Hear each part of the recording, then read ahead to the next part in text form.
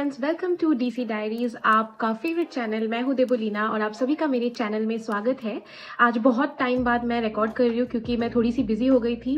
और अगर आपने अभी तक मेरे चैनल को सब्सक्राइब नहीं किया है तो जैसा कि मैं हमेशा कहती हूं कि आप प्लीज़ मेरे चैनल को सब्सक्राइब करें। मैं एक न्यू मॉम हूँ और जनरली मेरा जो कॉन्टेंट है वो around pregnancy, postpartum care, newborn care और ये सारे चीज़ों को लेके मैं कॉन्टेंट पोस्ट करती हूँ एवरी वीक और एटलीस्ट वंस एवरी 10 डेज। अभी का जो स्केड्यूल चल रहा है मेरा बहुत बिजी चल रहा है, इन द सेंस कि बेबी के माइलस्टोन्स भी हो रहे हैं जिसके बारे में मैं आज के वीडियो में बात करने जा रही हूँ।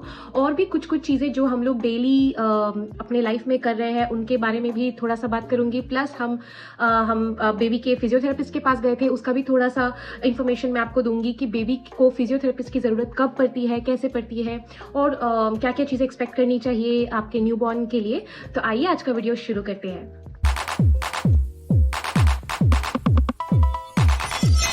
सबसे पहले बात करते हैं डेवलपमेंटल माइलस्टोन्स की। अगर आप एक न्यू पेरेंट हो और आपका ये पहला बच्चा है तो आप ऑब्वियसली ये जानना चाहोगे कि आपको क्या चीज़ें एक्सपेक्ट करनी चाहिए आपके न्यूबॉर्न से, यानी कि आपको ऐसी कौन सी माइलस्टोन्स एक्सपेक्ट करनी चाहिए जब आपका बेबी बॉर्न होता है, उससे लेके आप कुछ महीने तक क्या क्या माइलस्टोन्स होते हैं बेबी के। तो सबसे पहला जो होता है न्यूबॉर्न। तो जब आप बेबी को हॉस्पिटल से लेके आते हो तब आपका बेबी जो है बहुत ब्रीफली अपना हेड लिफ्ट कर पाएगा जब वो टमी पे होगा, क्योंकि वो न्यूबॉर्न होगा, वो just out of the womb आया होगा। उसके बाद वो अपने बॉडी के arms and legs both sides पे मूव कर सकेगा इक्वली वेल और जो है ऑब्जेक्ट्स को 8 से 15 इंच तक फोकस कर सकेगा। स्पेशली आपके चेहरे पे तो बहुत ईजिली फोकस कर सकेगा। ये होता है न्यूबॉर्न के माइलस्टोन्स। उसके बाद आते हैं न्यूबॉर्न टू 1 मंथ। तो न्यूबॉर्न टू 1 मंथ जो होते हैं वो बहुत ही ब्रीफली टमी टाइम करते टाइम अपने हेड को उठा सकेंगे और एक फेस यानी कि एक चेहरे पे फोकस कर सकेंगे, अपने हाथ अपने फेस तक ला सकेंगे और इजीली सक कर पाएंगे। और कुछ बेबी तो अपने माइलस्टोन के आगे भी जाते हैं, यानी कि वो चौंक जाते हैं जब भी उनको कोई लाउड नॉइस आता है, रोते हैं, मतलब शांत हो जाते हैं तो रिस्पॉन्ड कर सकते हैं अपने आसपास के सराउंडिंग साउंड्स के लिए।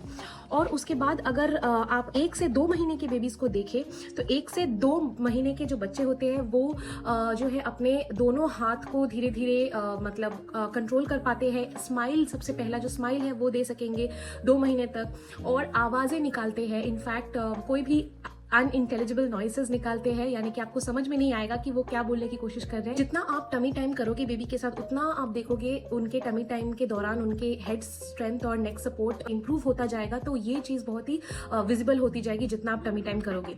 और 2 से 3 महीने के बच्चे जो होंगे वो अपने दोनों हाथ अपने माउथ तक लेके आएंगे, जो कि मेरे बेबी ने ऑलरेडी स्टार्ट कर दिया है। वो भी 4th मंथ में एंटर कर रहा है।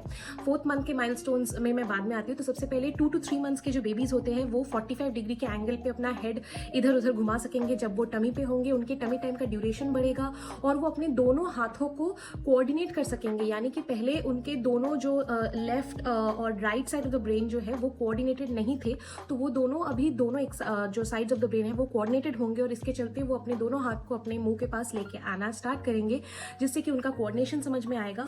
एंड 4th मंथ तक तो बेबी अपने टमी से अपने बैक पे भी आना स्टार्ट, मतलब कोशिश करना चालू करेगा, जो कि मेरे बेबी ने ऑलरेडी स्टार्ट कर दिया है।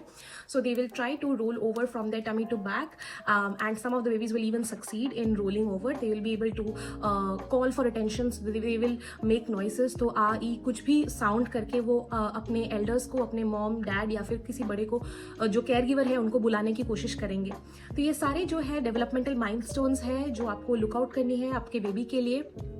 और इसके साथ साथ आज के वीडियो में मैं जैसा कि मैंने कहा कि हम लोग अपने बेबी के फिजियोथेरेपिस्ट के पास गए थे, वो इसलिए क्योंकि बहुत सारी बेबीज़ को टमी टाइम के लिए सेशंस रेकमेंडेड होती है। हमारे बेबी के लिए भी रेकमेंडेड था।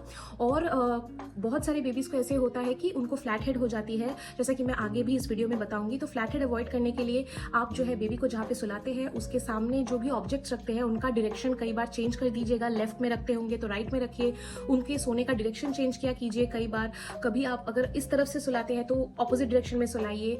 और and they also watch out for your face. तो आप भी जिस तरह सोएंगे उस तरफ को आप डायरेक्शन चेंज करके आप दूसरे तरफ सोइएगा। तो इससे जो है बेबी हर डायरेक्शन में आपको देखेगा और ढूंढेगा। तो आज हम जा रहे हैं हमारे बेबी के फिजियोथेरेपिस्ट के पास। सो बहुत बार ऐसा होता है कि जो न्यूबॉर्न्स होते हैं उनका एक साइड प्रेफरेंस हो जाता है, यानी कि वो एक साइड ही ज़्यादा देखना चाहते हैं, जिसकी वजह से इंडिया में बहुत सारे एल्डर्स बोलते हैं कि राई का पिलो यूज़ करो और उससे हेड का शेप बनता है। तो पहले कुछ महीने जो है बेबी अगर एक ही साइड पे हम उनको सुलाते हैं या एक ही डायरेक्शन में उनको रखते हैं तो कई बार वो उसी डायरेक्शन में अपना जो है विजन वगैरह मतलब देखना उसी साइड में लॉक कर देते हैं, तो उसकी वजह से उनको फ्लैट हेड की प्रॉब्लम हो जाती है। तो इसको एलिमिनेट करने के लिए एक उपाय है टमी टाइम कर रहे हैं, फिर भी इसके बावजूद भी मेरे बेबी का एक साइड में थोड़ा सा फ्लैट हेड का चांसेस लग रहा है, इसलिए हमारे बेबी के जो पीडियाट्रिशियन है उन्होंने ये रेकमेंड किया है कि बेबी को फिजियोथेरेपिस्ट के पास लेके जाने को।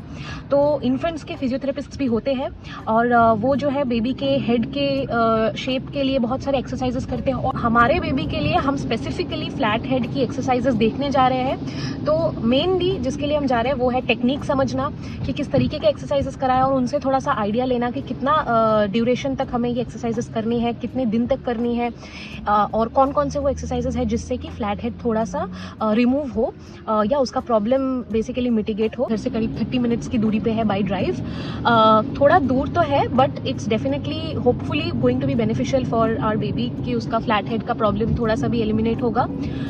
और बाकी अगर आप एक न्यू मदर है या न्यू फादर है और आप लोग नहीं चाहते, अवॉइड करना चाहते हो फ्लैट हेड का, तो मेरा सजेशन यही होगा, क्योंकि बहुत कॉमन प्रॉब्लम है फ्लैट हेड होना, it's not something which is very rare और which is something very serious, it is definitely preventable. तो उसके लिए सबसे इम्पॉर्टेंट चीज़ है टमी टाइम करना जब से आपका बेबी बॉर्न होता है। और मैंने अपने प्रीवियस वीडियो में भी बोला है कि टमी टाइम आप जब बेबी को हॉस्पिटल से लेके आए तुरंत उसी दिन से या उसके बाद 1-2 दिन बाद से आप शुरू कर सकते हैं। तो 1-1, 2-2 मिनट का ही करना होता है मैक्सिमम न्यूबॉर्न्स के लिए। फिर धीरे धीरे जैसे जैसे आपका बेबी ग्रो होते जाएगा वैसे वैसे आपको टमी टाइम का ड्यूरेशन जो है इंक्रीज करते जाना है। तो कितने ड्यूरेशन का एग्जैक्ट स्पेसिफिक्स जो है आप अपने बेबी के पीडियाट्रिशियन को पूछ सकते हैं, but as a general rule of thumb आप जब हॉस्पिटल से अपने बेबी को लेके आओ तभी आप दिन में 3 बार 1-1 मिनट के लिए कर सकते हो स्टार्ट, और उसके बाद धीरे धीरे हर एक हफ्ते में आप थोड़ा थोड़ा करके 30 सेकेंड्स या 1-1 मिनट करके आप टमी टाइम के ड्यूरेशन को बढ़ा सकते हो। उससे जो है फ्लैट हेड नहीं होगा। और दूसरा चीज़ आपको डेफिनेटली ये मैं रेकमेंड करूंगी फ्रॉम माय ओन एक्सपीरियंस कि क्रिब को जो है बच्चे को आप जहाँ सुलाते हो, अगर आप बेड पे सुलाते हो या अगर आप क्रिब पे सुलाते हो तो उसके सोने के डायरेक्शन को आपको चेंज करते रहना है। और बच्चे आपका फेस बहुत ज़्यादा देखते हैं और वो आपको फॉलो करते हैं, तो अगर आप हो सके तो उसके उस डायरेक्शन में सोइएगा या बैठिएगा जहाँ पे आपको चाहिए कि बच्चा देखे। यानी कि अगर आप चाहते हो बच्चा लेफ्ट में देखे तो आप भी बच्चे के लेफ्ट में ही सोना या बैठना, तो बच्चा आपको देखेगा और इस तरीके से उसका फ्लैट हेड जो है बहुत हद तक कम होगा। I hope this information helps. और हाँ, तो अभी जाते हैं देखते हैं क्या क्या एक्सरसाइजेज है, फिर मैं उस पर भी वीडियो बनाऊंगी कि कैसे एक्सरसाइजेज हमको रेकमेंड किए। सो हमारा अपॉइंटमेंट हो गया है फिजियोथेरेपिस्ट के साथ और उन्होंने टमी टाइम की कुछ रिकमेंडेशन दिया है। बोला है रिपोजिशन करने, एक्टिव ट्रैकिंग करने, यानी बच्चे को जिस साइड में वो देख रहा है उसके ऑपोजिट साइड में कुछ इंटरेस्टिंग ऑब्जेक्ट्स लेके आने को और उसके उसी साइड में सोने को बोला है। और एक चीज़ जो उन्होंने ये रेकमेंड किया है कि उसका टमी टाइम के लिए एक इस तरीके का एक इंक्लाइन यूज़ करने, इससे क्या होगा कि उसके ऊपर बच्चे को ऑन हिज टमी रखेंगे तो उससे भी बहुत फ़ायदा हो सकता है। सो मैं आज मसाज लेने जा रही हूँ मसाज एडिक्ट में, और यहाँ पे मैं पिछले 3 महीने से पोस्टपार्टम मसाज ले रही हूँ एक रजिस्टर्ड मसाज थेरेपिस्ट से। तो ये मसाजेस बहुत बेनिफिशियल होते हैं न्यू मदर्स के लिए। They improve circulation, they release the stress hormones of new moms and they essentially target the areas of new mothers to relieve pain. तो आज का दिन बहुत ही ज़्यादा ग्लूमी है, बारिश हो रही है और मैं फाइनली पहुंच गई हूँ मसाज एडिक्ट अपना मसाज लेने। सो यहाँ मैं आई हूँ पोस्टपार्टम मसाज लेने, और ये पोस्टपार्टम मसाज न्यू मदर्स के लिए बहुत हाईली रिकमेंडेड है। ये अगर आप वेजाइनल डिलीवरी ले रहे हो, चाहे सी सेक्शन ले रहे हो, एक बैक पेन तो रहता ही है न्यू मदर्स का after the delivery of the baby. So that is the reason why I have taken this postpartum massage and you should ideally consider taking it. आप 3 महीने तक तो कंटिन्यूस हफ्ते में एक बार पोस्टपार्टम मसाज डेफिनेटली ले, और एक रजिस्टर्ड मसाज थेरेपिस्ट से ही ले जिनको एक्सपीरियंस हो पोस्टपार्टम मदर्स के मसाज देने में। और ये बहुत ही आपके बॉडी को बेनिफिशियल होगा, आपके बैक पेन से आपको रिलीफ मिलेगी और हर चीज़ से रिलीफ मिलेगी जो यूजुअली एक न्यू मदर एक्सपीरियंस करती है after the birth of her baby. So इस सेंटर का नाम है मसाज एडिक्ट। इसके बहुत सारे ब्रांचेस अवेलेबल है। अगर आप टोरंटो से हो तो इनके यहाँ पे सिर्फ पोस्टमार्टम मसाजेस ही नहीं बल्कि कायरोप्रैक्टर, एक्यूपंक्चर भी अवेलेबल है। इनका मुझे एम्बियंस बहुत अच्छा लगता है, बहुत ही क्लीन, वेल ऑर्गेनाइज्ड है। और मेरी मसाज थेरेपिस्ट मेरे सारे प्रॉब्लम्स अंडरस्टैंड करती है और मैं अपने प्री प्रेगनेंसी वेट पे भी आ गई thanks to their massages. So if you are interested definitely give them a try. अगर आपको आज का वीडियो अच्छा लगे तो प्लीज़ सब्सक्राइब करिए, लाइक करिए मेरे वीडियो को, और इसके बाद मिलते हैं अगले हफ्ते। आज के लिए इतना ही। Till then take care, bye bye.